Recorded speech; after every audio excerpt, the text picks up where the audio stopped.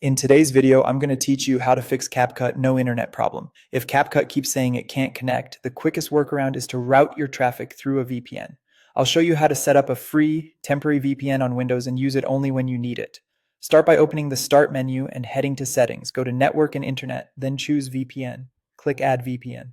When the setup window opens, set the VPN provider to Windows built-in. Give the connection any name you like so you can recognize it later. Next, we need a server address. Open your browser, search for VPN Gate, and open the official site. Scroll down to the public server list. For smoother streaming and fewer errors, pick a server that has fewer connected clients and a lower ping in milliseconds. Copy one of the bold IP addresses shown for that server. Go back to the VPN setup window and paste the IP into the server name or address field. Under VPN type, select Secure Socket Tunneling Protocol, SSTP. For sign-in info, choose username and password, then return to the VPN Gate page and use the generic credentials listed there for all servers. Enter those exactly as shown on the site, save the connection. Now connect to the VPN you just created, click Connect, and give Windows a few seconds to verify and establish the connection.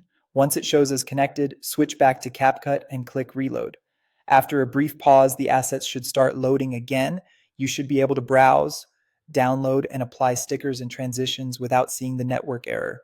When you finish editing, open your Wi-Fi or network panel and disconnect the VPN. You only need it while working in CapCut. If you decide you no longer need the connection at all, you can remove it from the same VPN settings page.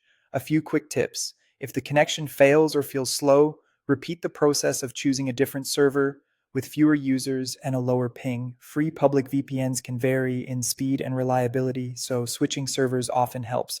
Also, because public VPNs are shared, avoid accessing sensitive accounts or personal data while connected. And that's it. Your CapCut network error should now be resolved. If this helped, don't forget to like the video and subscribe for more tech tips and tutorials.